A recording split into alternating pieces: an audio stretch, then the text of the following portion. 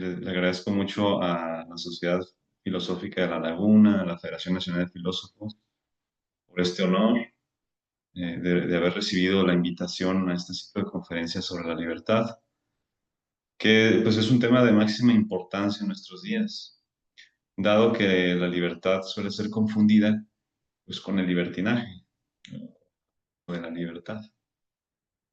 Y esto pues muchas veces a causa del veneno propagado, pues conocido también como liberalismo, ¿no? Un veneno ideológico que pues fue propagado durante la modernidad. Y bueno, el día de hoy, conforme ya fue dicho en la presentación, me propongo hablar acerca de la relación que hay entre la conciencia y la libertad. Muchas veces cuando escuchamos estos términos en la misma frase, eh, esto nos remite a la idea de la libertad de conciencia. Pues bien, comencemos por hablar de este concepto que todos quizá ya tenemos, por lo menos de manera confusa. La libertad de conciencia normalmente lo escuchamos en un contexto que tiene que ver con las Naciones Unidas, ¿no? Con un derecho humano, ¿verdad? Es un derecho que fue incluido en la Declaración Universal de los Derechos Humanos, eh, pues, documento que fue redactado en 1948 por la Comisión de Derechos Humanos de la Organización de las Naciones Unidas. Esta comisión fue presidida por Eleanor Roosevelt, en que pues ella era sobrina de hecho del presidente o del expresidente Theodore Roosevelt. Y bueno, casualmente pues, bueno, voy a mencionar que era protestante episcopaliana. Ahorita van a ver.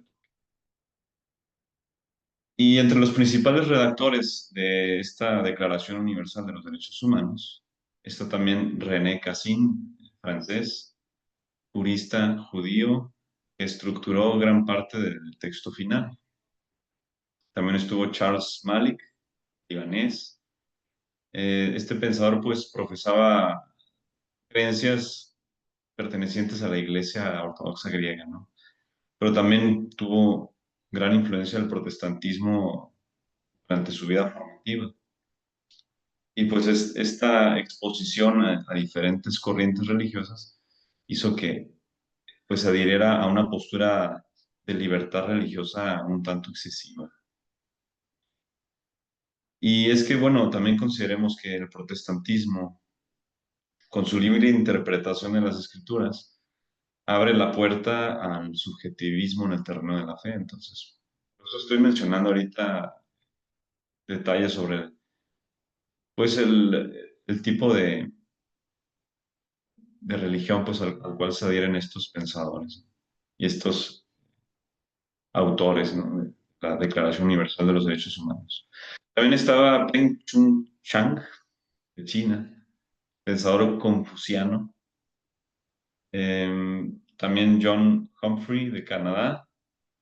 Este era protestante presbiteriano, director de la División de Derechos Humanos de la ONU y autor del primer borrador. Y bueno, como les decía, estoy comentando acerca de la religión, porque bueno, curiosamente no hay ninguno que sea católico aquí, ¿verdad? Entre todos estos que he mencionado. O de otras religiones, de hecho, la mayoría pues son protestantes. Y pues sabemos que pues esto pues, puede tener ciertos problemas. Además, por si fuera poco, pues todos ellos también son de pensamiento laicista, liberal, humanista, que bueno, son errores que quizá en otra ocasión pues tendríamos ocasión para exponer sobre ellos. Pero bueno, por la tendencia en materia filosófica y religiosa de aquellos que participaron en la redacción de la Declaración Universal de los Derechos Humanos, pues se puede al menos considerar la posibilidad de un sesgo en sus proposiciones, dado que pues, coincidían en una misma ideología, menos en el liberalismo, en el laicismo, en el humanismo. Pero bueno, sin caer en la falacia ad hominem, descalificando sus argumentos solamente por quiénes son, pasemos más bien a analizar qué es lo que dice exactamente el artículo 18, que es en donde se contiene lo relativo a la libertad de conciencia. La redacción original del artículo 18 dice así, eh, cito, toda persona tiene derecho a la libertad de pensamiento, de conciencia y de religión. Este derecho incluye la libertad de cambiar de religión o de creencia, así como la libertad de manifestar su religión o su creencia individual y colectivamente, tanto en público como en privado, por la enseñanza, la práctica, el culto y la observancia. Esto pues es lo que dice el artículo 18. Y bueno, cabe mencionar que este artículo pues fue influido particularmente por Malik, el ortodoxo protestante, ¿verdad? Y por Chang, que es el confuciano, quienes debatieron intensamente sobre cómo incluir la libertad de conciencia sin privilegiar ninguna tradición religiosa o filosófica. Según ellos, pues todas estas corrientes, sea filosóficas, sea religiosas, están al mismo nivel, o sea, no vale más una que otra. Ahora veamos en qué se fundamentan estos pensadores para considerar esa libertad de conciencia como un derecho. Principalmente se basaron en los pensadores ilustrados, como John Locke, en su carta sobre la tolerancia, o en Immanuel Kant, ¿no? En su fundamentación en la metafísica de las costumbres, en su crítica de la razón. El fundamento de la libertad de conciencia que se extrajo de ambos pensadores fue el concepto de autonomía moral y de libertad interior del individuo. Y bueno, en primer lugar, hablando del pensamiento de John Locke, para él, pues los derechos fundamentales son la vida, la libertad y la propiedad. De su concepción de la libertad, él llega a concluir que el individuo debe ser libre de profesar cualquier fe. Porque a pesar de que él sostenía que el cristianismo fuera la religión verdadera, siendo el anglicano, decía que el Estado no debía imponer ninguna creencia.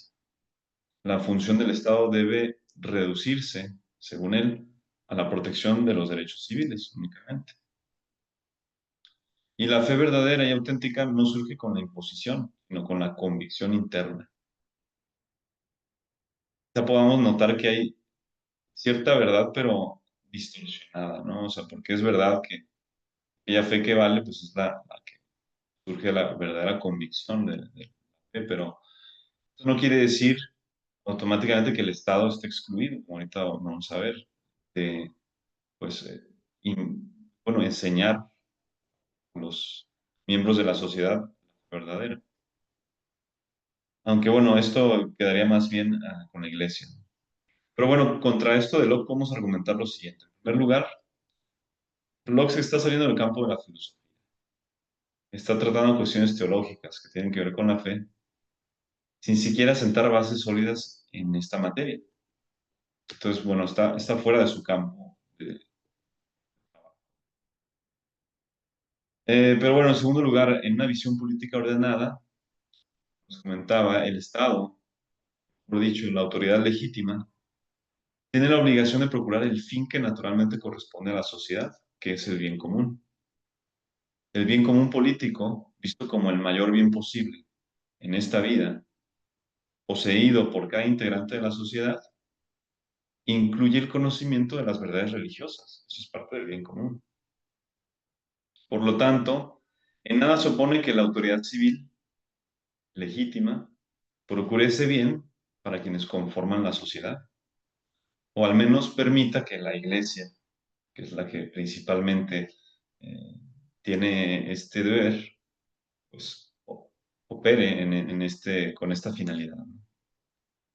Y bueno, aquí también en el pensamiento de Locke se vislumbra una consecuencia del error que se sigue de separar a la iglesia del Estado, que es uno de los pilares de la revolución liberal. El error es evidente dado que ambas sociedades, tanto la iglesia como el Estado, con la sociedad civil, ambas sociedades no buscan fines opuestos, sino que se complementan de cierta manera. El Estado en el orden temporal y la iglesia en el orden espiritual.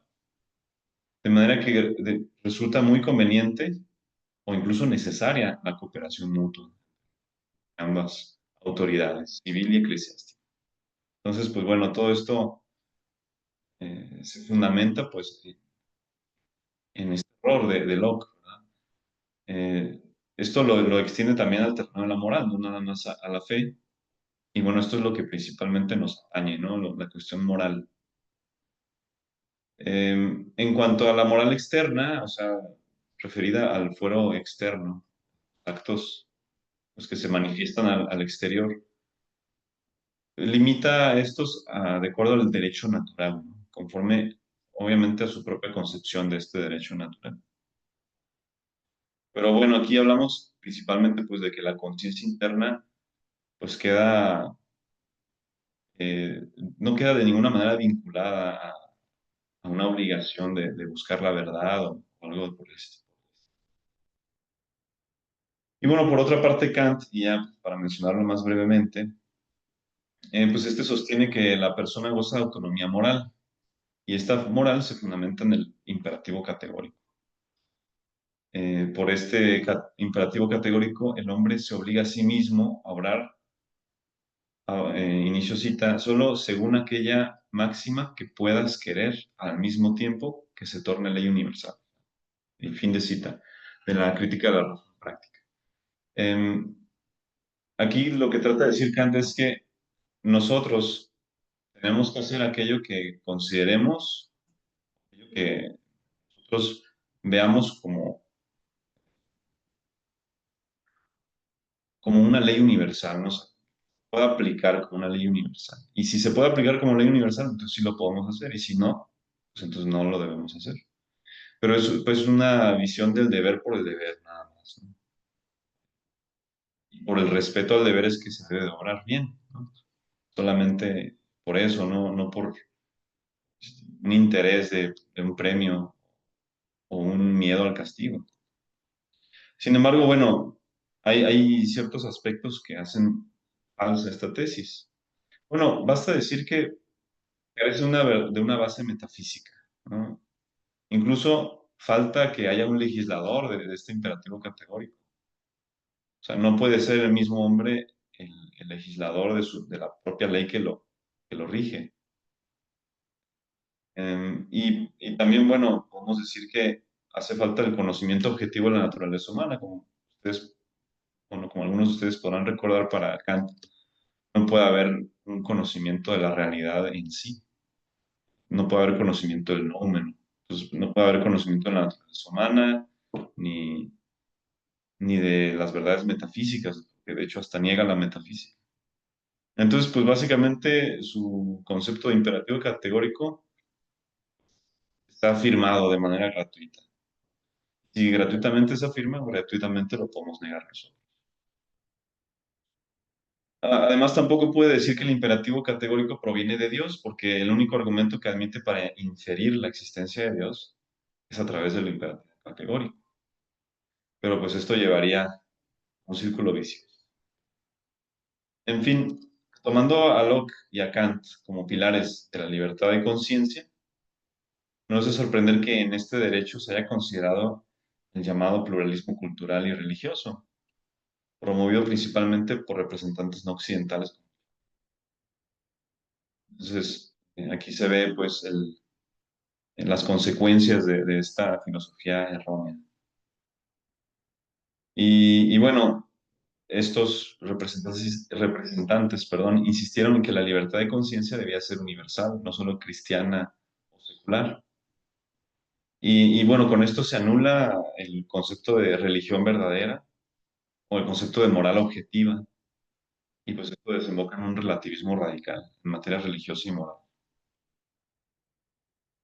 Asimismo, se consideraron supuestas experiencias históricas, ¿no? Para determinar pues, qué era lo que pues, se podía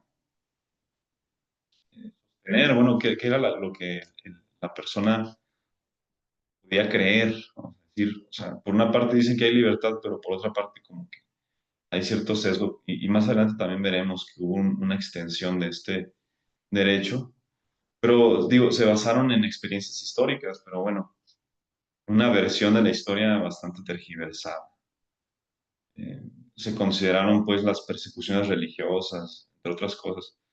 Sabe muy bien que por medio de historiadores serios hay ciertas leyendas, ¿no? La leyenda negra contra España y la catolicidad, que han sido medios de control del pensamiento. Y de cierta manera esto ha adormecido, el control del pensamiento ha adormecido el sentido de patriotismo o el celo por la gloria de Dios. Pero bueno, esta visión sesgada de la historia es también parte de lo que fundamenta este falso derecho. Por esto último, el anterior dado el fundamento falso de este derecho, no se puede considerar que éste sea legítimo, como ya les dije. Y es que definitivamente se opone a la misma ley natural por el que el hombre, o más bien por la que el hombre está obligado a buscar y adherir su intelecto a la verdad, sea en materia religiosa o moral. Y es por esto que la libertad de conciencia, así como la plantea la Comisión de Derechos Humanos de la ONU, es un derecho ilegítimo. Ahora veamos en la práctica en qué consiste la aplicación de la libertad de conciencia dictada por la ONU. En la práctica, cada quien puede tener sus propias convicciones, sea religiosas, filosóficas, morales, teológicas. Cualquier cosa, por absurda que sea. Puede ser pastafarismo, la religión de Maradona, cualquier manera de idolatría, el satanismo incluso, o en materia filosófica el relativismo, el escepticismo, el comunismo, un largo etcétera, de corrientes que pues, está ya bien demostrado que tienen errores graves. Por otra parte, según este derecho ilegítimo, ninguna persona puede ser obligada a adoptar creencias contrarias a su convicción. Ahora, si se aplicara esto de manera radical, quizás hasta se llegaría a prohibir que haya misiones para la conversión a la fe verdadera. Y bueno, también, según este derecho, debe haber una libertad para actuar conforme a las propias convicciones en la vida privada y pública en relación con la moral, ¿no? De manera que la libertad de conciencia se ejerce en dos ámbitos, según la misma disposición internacional. Se ejerce en el foro interno, que bueno, que es el pensamiento, y en este caso no tiene ninguna restricción, ¿verdad? Es absoluta e ilimitada. Nadie puede ser obligado a creer o dejar de creer en algo, ¿no? Puede creer lo que sea, relativismo, ¿no? Pero también se aplica en el foro externo, nada más que pues aquí hay ciertas restricciones porque, bueno, considerando el supuesto de que se pudiera aplicar de manera absoluta en el foro externo, pues habría problemas, ¿no? Porque suponiendo que hay alguien que cometiese un crimen, por ejemplo, el perpetrador del crimen contra la ucraniana Irina Zarutska, caso famoso en estos días, ¿no? Quien terminó con su vida, ¿no? Lo digo así para que no censuren, ¿verdad? Las palabras que se usan. Pero bueno, terminó con su vida. Pues bueno, este hombre, de acuerdo a este derecho aplicado de manera irrestrictiva, podría invocar esta libertad de conciencia y puede decir que él estaba actuando de acuerdo a esa libertad de conciencia, bajo el pretexto de que obró conforme a lo que consideraba él correcto. Y no habría manera de contradecirlo si queremos aplicarlo así al pie de la letra. Y no estoy diciendo algo exagerado, hay algunos miembros del Black Lives Matter que han justificado su acción, porque según ellos el oprimido tiene derecho a la violencia. Y las personas de color, pues para ellos son oprimidos, ¿no? Son una minoría oprimida por la mayoría. Pero bueno, lo mismo podríamos aplicar incluso con el caso reciente de Charlie Kirk, ¿no? Probablemente quien terminó con su vida haya estado convencido de que ya era lo correcto. Y bueno, dada esta problemática de la aplicación literal y radical de esta libertad de conciencia, se hicieron como ciertas enmiendas, ¿no? Se establecieron ciertos límites en la aplicación en el foro externo. Y esto está contenido ya en el Pacto Internacional de Derechos Civiles y Políticos, en el artículo 18.3, que dice así, inicio cita, la libertad de manifestar la propia religión o las propias creencias estará sujeta únicamente a las limitaciones prescritas por la ley que sean necesarias para proteger la seguridad, el orden, la salud o la moral públicos o los derechos y libertades fundamentales de los demás. Esto fue pues en 1900, Asamblea General de las Naciones Unidas. Pero bueno, aquí se refiere a limitaciones prescritas por la ley, pero a ver, ¿cuál ley? Pues obviamente que por la ley establecida por los mismos organismos, incluso por la ley de los diferentes gobiernos. Es decir, una ley positiva. Ahora resulta que lo que se defendía bajo la bandera de derecho natural, que era la libertad de conciencia, ahora es delimitado por la ley positiva, o sea, como si la ley positiva estuviera por encima. Aquí pues hay un evidente peligro de subversión del orden natural. En el orden natural la política debería estar subordinada a la ética, pero en este caso el poder político define lo que es ético, con el riesgo de que este poder sea ejercido por corruptores de la política, o sea, gente perversa. Ejemplo, si mi opinión se opone a un juicio dictado directo o indirectamente como verdad por el organismo internacional, esta opinión sería censurable e incluso punible. Y así tenemos el arbitrario crimen de odio, ¿no? Que, pues, como que los fundamentos no son muy evidentes que digamos, están basados en ciertas verdades históricas, en fin, o incluso ideológicas. Pero bueno, ya se ha dicho suficientemente lo que no es. La libertad de conciencia no es un derecho legítimo, pero ahora tocaría exponer lo que sí es, ¿no? Veamos ahora cómo se puede relacionar el concepto de libertad con conciencia. Antes que nada, bueno, hay que definir, ¿no? De qué estamos hablando. La conciencia. Hay una distinción importante aquí entre conciencia psicológica y conciencia moral. La conciencia psicológica es una función de nuestro intelecto por la que el sujeto advierte sus propios actos. Como en este momento que bien su conciencia juzga que, que ustedes están en este momento viendo una conferencia, ¿no? Escuchando mis palabras, etcétera. Esta función intelectual presenta de manera inmediata al sujeto como como autor, perdón, de sus propios actos, ¿no? Por medio de esta conciencia psicológica, yo sé que estoy hablando. Por medio de esta conciencia psicológica, yo sé que, que soy incluso, ¿no? Que yo existo, ¿no? Que permanezco en la existencia. Debido a que la conciencia actúa de manera inmediata o de manera intuitiva, podríamos decir, pues, quizá un término ya más moderno, pues esta no puede ser manejada libremente por la voluntad. Por ejemplo, yo no puedo decidir libremente, mi conciencia psicológica juzgue que mi acto, que mi acto no sea mío. No puedo juzgar eso. No puedo aplicar ahí la voluntad libre, ¿no? O no puedo tampoco hacer que mi conciencia me atribuya actos que no son míos, son de alguien más. Y esto pues, lo podemos confirmar con la pura experiencia, ¿no? Entonces, aquí la libertad no podría jugar ningún papel. Pero también hay una conciencia moral, no nada más está la conciencia psicológica.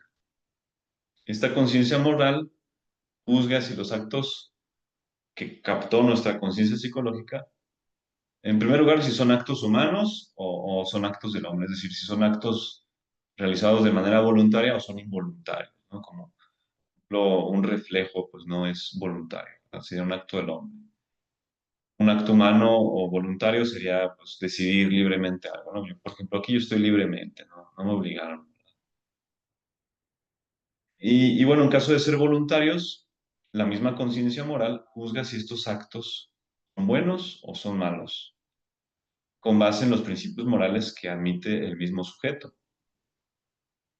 Por tal razón, bueno, la conciencia moral podríamos definirla como el juicio del entendimiento práctico que se obtiene al aplicar los principios morales antes o después de la realización de un acto humano en concreto. O sea, esta conciencia juzga solamente actos en concreto.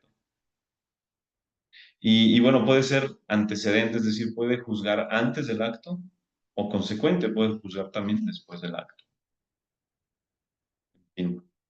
La conciencia moral entonces es un acto, no una función propiamente, o sea, un juicio. Y solamente juzga sobre los actos propios, no sobre los ajenos, ¿verdad? Pero bueno, ¿de dónde obtiene estos principios morales la conciencia? Estos principios morales los obtiene pues, de dos maneras. Bueno, hay unos primeros principios morales, que son principios evidentes por sí mismos, y se conocen de manera habitual por medio de la sindéresis. La sindéresis es el hábito intelectual de los primeros principios morales. No podemos eh, librarnos de este hábito, ¿no? Es natural, todos lo tenemos, es un hábito intelectual, los primeros principios morales. Y bueno, el principal de todos estos principios de la sindéresis es aquel por el cual todos admitimos y que el bien debe procurarse y el mal debe evitarse. Todos estamos de acuerdo con eso, naturalmente, ¿no? Pero también hay otros principios que tenemos también de manera habitual, como por ejemplo el no hacerle a alguien más lo que no queremos que se haga. O por ejemplo el no cometer ninguna injusticia con nadie. O sea, todo el mundo admite esos principios. O que es necesario vivir racionalmente también. Todos estos principios se admiten por el hábito de la sindéresis. Pero también podemos llegar a ciertos principios a través de la recta razón. Por medio de la razón, sin influjo de las pasiones desordenadas, se pueden conocer ciertos principios de manera mediata, no de manera inmediata como con la sindéresis. Por medio de esta función, por medio de la razón, de la recta razón, se pueden deducir estos principios de acuerdo a lo que conviene a la naturaleza humana. Claro, dada una concepción verdadera acerca del hombre. Pero bueno, con todas estas condiciones, con todas estas diferencias en circunstancias, ¿no? Todas estas variaciones que puede haber con relación a la conciencia, pues podemos considerar que pues, se pueden dar de muchas maneras, ¿no? Se puede dar de muchas maneras el juicio de la conciencia. En primer lugar, pues, podemos considerar que hay una distinción entre la conciencia verdadera y la conciencia falsa, en razón de que si estos principios son eh, conformes o no conformes a la realidad. La conciencia verdadera es cuando los principios se ajustan a los principios de la realidad. Y la conciencia falsa cuando los principios que admite el sujeto no se ajustan pues a los principios de la realidad y por lo tanto pues, los juicios de la conciencia pues resultan falsos al basarse en un principio falso. También puede ser conciencia cierta, conciencia dudosa, conciencia perpleja. La cierta es aquella conciencia que juzga firmemente sin temor a errar. En cambio, la dudosa juzga con cierto temor a errar. Y por último, la perpleja es la conciencia que juzga como malo tanto actuar de una forma como no actuar de esa misma forma. Eh, y bueno, toda esta división de los tipos de conciencia eh, la considera muy ampliamente, y bueno, a mí me agradó bastante en el texto de Teología Moral para Seglares de Antonio Rollo Marín. Y bueno, continuando con estas divisiones de la conciencia, también está la división de la conciencia dependiendo del modo habitual en que se juzga o con que se juzga, mejor. Y está entonces la conciencia escrupulosa o estrecha, ¿no? Que se llama así porque, bueno, tiende a perderse en cuestiones triviales, dando como resultado que esa conciencia juzgue como malo un acto bueno o como gravemente malo algo que no es grave, es leve. También está la conciencia delicada o prudente, también se le llama, que es aquella conciencia que juzga incluso acerca de los detalles minuciosos, acerca de intenciones, circunstancias, y juzga de manera conciencia prudente, es bastante deseable, ¿no? En cambio, la conciencia laxa o relajada, pues es aquella que, al contrario de la escrupulosa, ¿no? Tiende a juzgar como bueno lo que en realidad es malo, como leve lo que en realidad es grave. Y bueno, esto debido a que esta persona, conciencia laxa, pues tiende a poner pretextos o poner razonamientos infundados que implican hacer cosas que en realidad no están bien o permitirse pues, cosas graves, ¿no? Inmorales. La conciencia cauterizada sería el extremo de esta conciencia laxa. Eh, Nada más que, bueno, una conciencia cauterizada ya presenta la peculiaridad de que ya no se da importancia siquiera a la moralidad de los actos. Eh, Incluso juzga con cierta indiferencia, ¿no? Es como cuando una persona comete muchas veces el mismo acto inmoral, pues al final, pues ya carece de remordimiento. Pues bueno, esto es señal de una conciencia cauterizada. Y pues también está la conciencia farisaica, que es como una especie de combinación entre la laxa y y la escrupulosa. Porque bueno, hay cosas leves que considera como graves, pero hay cosas graves que considera como leves. Farisaica porque bueno, tiene que ver con cierta hipocresía, ¿no? Ahora bien, conforme ya se ha expuesto en otros momentos, en este mismo ciclo de conferencias, ahora podemos comentar acerca de la libertad. Ya se habló suficientemente de la conciencia y sus divisiones, pero bueno, vamos relacionándolo esto con el concepto de libertad. La libertad pues es la capacidad racional del ser humano para elegir los medios adecuados para la consecución de su último fin, que es la felicidad.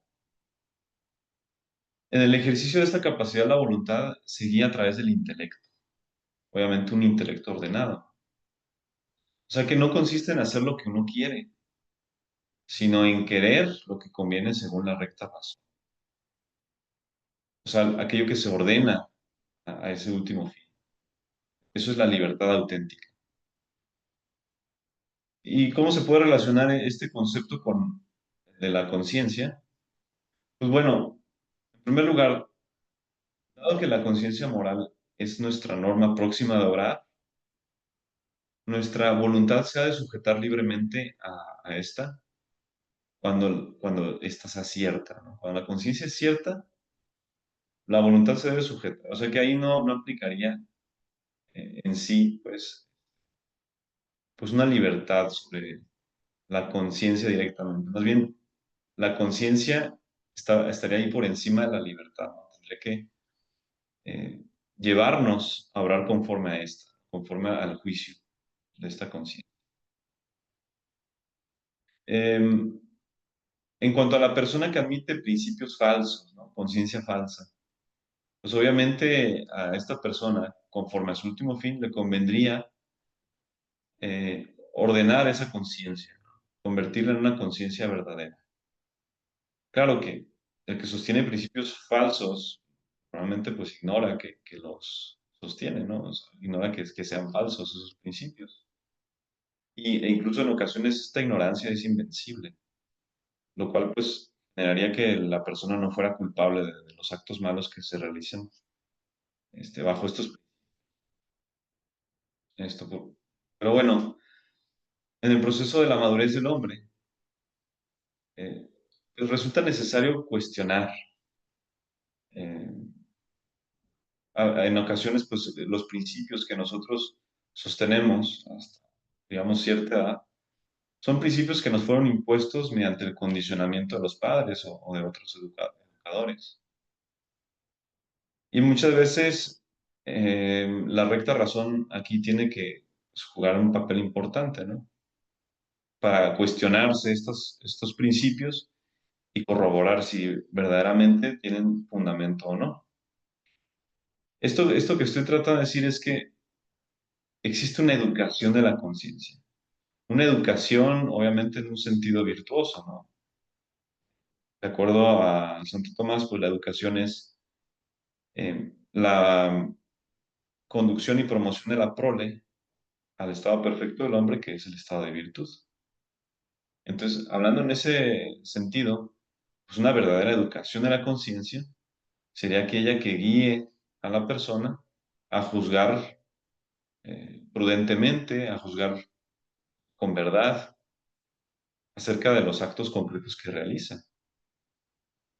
Y esto obviamente se puede lograr de varias maneras, principalmente pues mediante el consejo de las personas prudentes o estudiando los principios morales, la ética, ¿no? Y cómo se fundamenta todo esto en la naturaleza humana, etcétera. Puede llegar por medio de la ciencia, ¿no? Y bueno, el parámetro que se ha de seguir para la educación de la conciencia es el de la conciencia delicada o prudente, la cual pues es la conciencia que dijimos que es la deseable, ¿no? O sea, queremos juzgar correctamente incluso acerca de cuestiones minuciosas para no equivocarnos. En cambio, la conciencia escrupulosa, pues habrá que combatirla, ¿no? Desde su causa. Por ejemplo, si el escrúpulo se recibió por una crianza severa en la infancia, pues bueno, precisamente ahí es donde hay que cuestionar esos principios. Por eso es importante estudiar ética, por eso es importante que la ética se enseñe en los colegios, en las escuelas, en las universidades, ¿no? Obviamente, siempre de acuerdo al nivel de desarrollo, de madurez, digamos, del alumno. Y en caso de tener conciencia laxa, pues obviamente se recomienda eh, pues apartarse de las ocasiones peligrosas, ¿no? Pues bueno, muchas veces estas ocasiones, pues, ciertas actitudes, estas ocasiones provocan actitudes o disposiciones contrarias a la moral, ¿no? Que acercan a peligros, ¿no? En el campo moral. Por ejemplo, el acercarse a compañías pues, que no son muy convenientes, ponerse en ocasión a, pues bueno, a ocasiones de faltar a la moral, ¿no? Por medio de cuestiones, no sé, por ejemplo, relacionadas con la sexualidad y demás, ¿no? O sea, los bailes, las lecturas también, ¿no? Los autores hay que cuidar mucho qué leemos. Y no hay que tener una conciencia laxa y decir, no, yo puedo leer cualquier cosa, yo tengo criterio. Pues bueno, de acuerdo al propio nivel, ¿no? Hay que tener humildad y reconocer qué se puede y qué no, ¿verdad? En pocas palabras, pues bueno, en nosotros hay una libertad para orientar la propia conciencia moral, para que ésta sea verdadera, para que ésta sea prudente. Y esto obviamente es conforme al fin del hombre, entonces una libertad auténtica. Bueno, como conclusión de todo lo que hasta el momento se ha expuesto, pues podemos decir que la libertad de conciencia, como fue concebida por la Comisión de Derechos Humanos de la ONU, es un falso derecho, un derecho ilegítimo, que se opone al orden natural que establece que el hombre ha de procurar su último fin. El hombre en realidad no es libre de frustrar su felicidad, porque esto se opone a la libertad. El hombre no es libre cuando se vuelve esclavo de sus pasiones. Y elegir tal destino sería más bien un libertinaje o un abuso de la libertad humana. Esa libertad de conciencia, según la Declaración Universal de los Derechos Humanos, abre la puerta a toda clase de libertinaje y no pone ninguna clase de freno para que el hombre alcance su último fin. Freno, obviamente, hacia aquello que lo aleja de su último fin. Entonces, Pues bueno, esta es la conclusión acerca de lo primero, la conclusión acerca de lo segundo, siguiendo un análisis de la realidad, un análisis realista, dejando a un lado las ideologías, podemos concluir que la conciencia moral debe ser educada. Pues muchas son las desviaciones que puede tener en razón de la falibilidad humana o en razón de la ignorancia. Y esta educación es conforme al último fin del hombre y por tanto el hombre que la procura es auténticamente libre. Y esto también aplicaría en el ámbito social. Existe un bien que podemos procurar libremente para nosotros, pues libremente también se tendría que poder aplicar para los demás, o podríamos procurarlo pues para los demás de manera libre. Por tanto, pues también se puede procurar libremente la educación de la conciencia de los demás. Es más, en caso de los subordinados, incluso hay obligación, principalmente hay obligación de educar su conciencia. Lamentablemente, esa libertad de educar la conciencia, que es también una obligación, eh, pues incluso ha sido combatida, ¿no? Por estos mismos enemigos, ¿no? Liberalismo, laicismo. Eh, estas ideologías, pues, atentan contra esa libertad. Y bueno, para ellos, la verdad moral y la verdad religiosa es ofensiva incluso. Y atenta incluso contra lo que ellos llaman libertad de conciencia. Pero bueno, no por eso nosotros dejaremos de hacer lo que nos corresponde. Y bueno, la ventaja es que entre más oposición haya de los perversos, pues a nosotros nos toca más mérito, ¿no? Entonces, pues bueno, finalmente termino con esta invitación, ¿no? De usar correctamente nuestra libertad, educar nuestra conciencia y no nada más conformarnos con nuestra propia educación, sino hacer lo posible por educar la conciencia de los demás, para que pues todos vayamos directo a gozar pues del último fin, que es nuestra felicidad. Y bueno, con esto terminaría mi conferencia. Muchas gracias. Muchísimas gracias, maestro Aldo. Dame unos segunditos para revisar las preguntas y las felicitaciones. Sí, muchas Muchísimas gracias. gracias a todos los que se han conectado el día de hoy. Enrique Salazar, la Sociedad Filosófica de San Agustín desde Mérida, Javier Camal, Carlos Hernández, David Belmonte, Jimena Nicole, Azul, Luisa, tuvimos bastante participación el día de hoy. José Filiberto, Ricardo Mendoza, Aurora, Juan Antonio Rodríguez desde Hermosillo, Alejandra Beltrán desde Sinaloa, Herbey, Carlos Hernández, Elvia Rascón, Rosé, Ponchito desde Culiacán, Javier Villalobos, Nicolás. Humberto pregunta, Gael Cortés Castillón.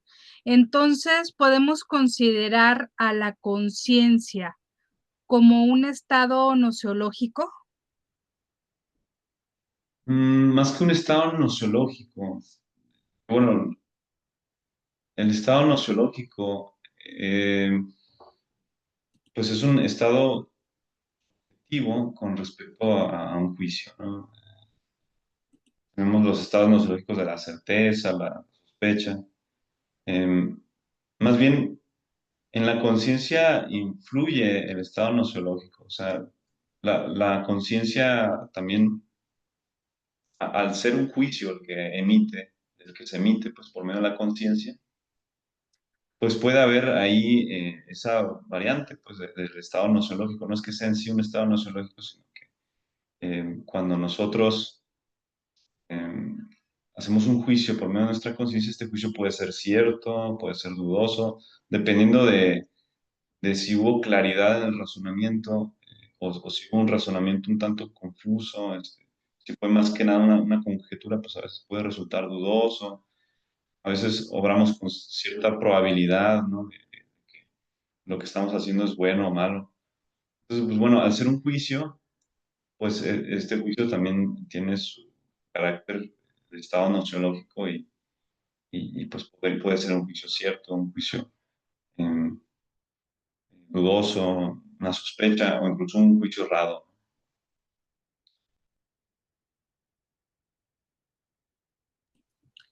Muy bien. Nos pregunta el doctor Fernando Sánchez Q. ¿La conciencia es una potencia como el intelecto? ¿O en qué sentido se dice que la conciencia es una facultad? Más que una facultad, es una función que pertenece a la facultad del intelecto, porque el intelecto tiene varias funciones, ¿no? Está la abstracción, ¿no? Por la cual podemos captar los conceptos a partir de las imágenes. Tenemos también la función de la inteligencia, ¿no? Por la cual nosotros podemos captar de manera inmediata eh, principios, ¿no? La realidad. La función de la razón, por la cual podemos conocer de manera inmediata lo que se sigue a partir de lo que se conoce de manera inmediata, ¿no? O sea, podemos nosotros inferir a partir de juicios ya conocidos por medio de la razón. Y dentro de todas estas funciones también está la conciencia. Bueno, y la memoria intelectiva también se me olvidaba mencionar, por la cual reconocemos los pensamientos. Dentro de estas funciones está la conciencia psicológica, ¿no? Que fue la que mencioné, por la cual nosotros conocemos que los actos que realizamos se atribuyen a nosotros mismos. Y esta conciencia moral vendría a ser como, eh, podríamos decir como una extensión de esta conciencia psicológica, eh, pero que emite juicios en relación con lo práctico, ¿no? Con los principios, digamos, la sindéresis por la cual nosotros conocemos, pues, los primeros principios prácticos, ¿no? De la razón práctica. Podríamos decir, es un hábito en la inteligencia, en la función de la inteligencia. Pues bueno, simplemente hacemos esa pequeña distinción de conciencia moral para decir que, bueno, ese acto, ese juicio, se basó en el hábito de la sindéresis. Es como por una distinción de origen, ¿no? Del juicio. Fue originado por un acto de razón práctica basado en la sindéresis, ¿no? Y en los principios en general, pues los no admitidos por el sujeto. No sé si satisfactoriamente o confundí más, pero eso sería en pocas palabras. Igual si hay una pregunta ulterior, con gusto la contesto. Gracias. ¿La conciencia te lleva a la libertad y ser feliz? Diego Batistuta. Perdón, ¿me puedes repetir la pregunta? ¿La conciencia te lleva a la libertad y a ser feliz? La conciencia, digamos, actuar conforme a la conciencia, sí, nos otorga pues esa felicidad, ¿no? O sea, digamos, es medio para llegar a la felicidad. Actuar conforme a la conciencia cuando ésta es cierta, obviamente, ¿no? Porque nosotros, bueno, la conciencia juzga los actos y pues nosotros pues nos adherimos a ese juicio. Mencionaba algo, por ejemplo, de la ignorancia invencible, ¿no?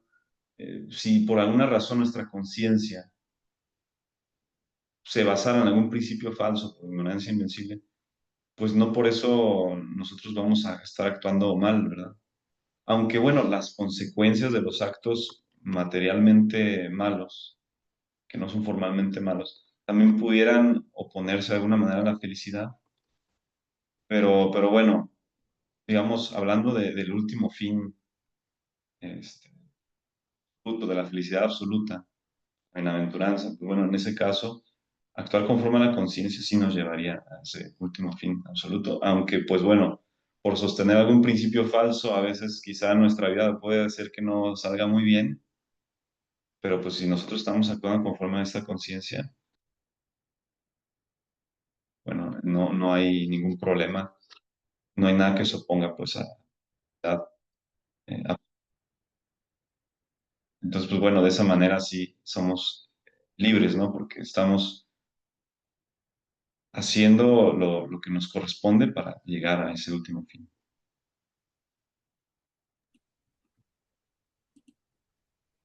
Mm, Saludos a Mario Servando desde Hermosillo. Gracias, Nena Alcalá, que siempre nos acompaña aquí en Torreón, Coahuila. Nicolás Sanet, felicidades, excelente exposición. Berco Barrubias, felicidades por tan buena exposición.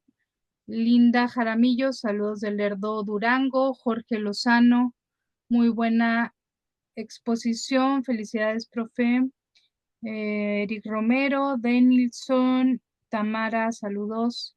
Arque nos pregunta, ¿hay diferentes tipos de conciencia o características de una conciencia? ¿Hay diferentes tipos de conciencia o características de una conciencia? Mm, pues bueno, esta pregunta es que, bueno, sería como una distinción más de términos, porque precisamente la conciencia, nosotros la dividimos en razón de sus cualidades, ¿no? Estas cualidades son las que nos ayudan con la distinción de los tipos de conciencia.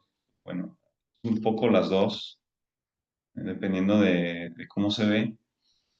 Y bueno, precisamente son diferentes criterios, ¿no? Dependiendo de las cualidades, ¿no? Puede ser dependiendo de si se adhiere a la realidad o no, como lo mencionábamos, ¿no? Verdadera, falsa, o dependiendo de mm, la mesa con que se adhiere, ¿no? La cierta, dudosa. Eh, y bueno, a final de cuentas, pues la cualidad se puede tener o se puede carecer de ella, ¿no? En diferentes maneras, ¿no? En sí, la cualidad propiamente es la de la conciencia deseable, ¿no? Que es la verdadera, la cierta, la prudente, ¿no? Cada también llamada.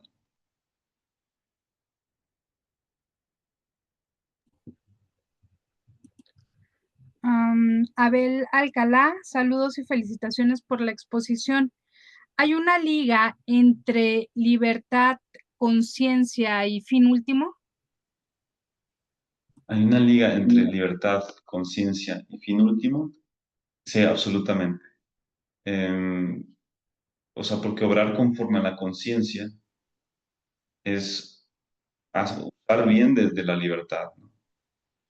Y pues obviamente de esta manera, pues uno alcanza de alguna manera la felicidad,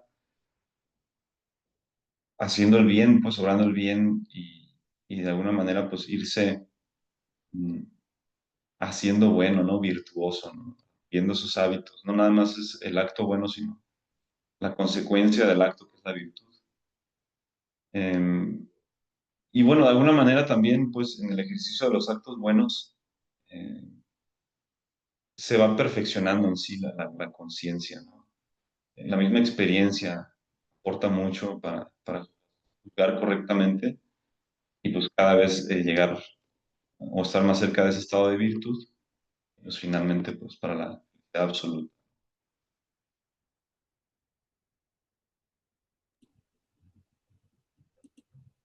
Gracias. Saludos a Ana Urrutia, cordialmente bienvenida. Carlos Hernández, saludos desde León, Guanajuato. Juan Pablo, saludos profesor. Saludos para Abel Alcalá, que es nuestro presidente de la Sociedad Filosófica de La Laguna. Maestro Aldo, te agradezco muchísimo tu participación. Les comento que este video será subido también a nuestro canal de YouTube próximamente.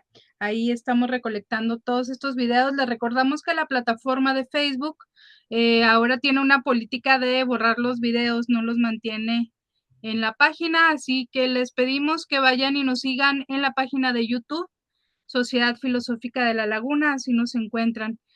Maestro, te agradezco muchísimo tu participación y fíjate que la próxima semana tenemos la participación de José de Jesús y nos va a traer el tema de correlatividad de la causalidad divina y la libertad humana en la teoría Auxilis de Francisco Suárez. La próxima semana, el próximo viernes a las 8:30, los estaremos esperando aquí en esta página de Facebook. Y también les decimos que esperen, por favor, la conferencia de la doctora Raquel Beuchez por motivos técnicos. La semana pasada no pudimos tener esta transmisión. Nos pesa mucho, pero la charla, la conferencia de la doctora Raquel Beuchez será reprogramada. Maestro Aldo, un abrazo, muchísimas gracias. Un gusto siempre escucharte y esperamos próximamente más participaciones. A nombre de la Federación Nacional de Filósofos de Nicolás Anet, les agradezco a todos su participación y que nos ayuden a compartir estos videos y a difundir la filosofía realista. Nos vemos la próxima semana. Adiós. Adiós.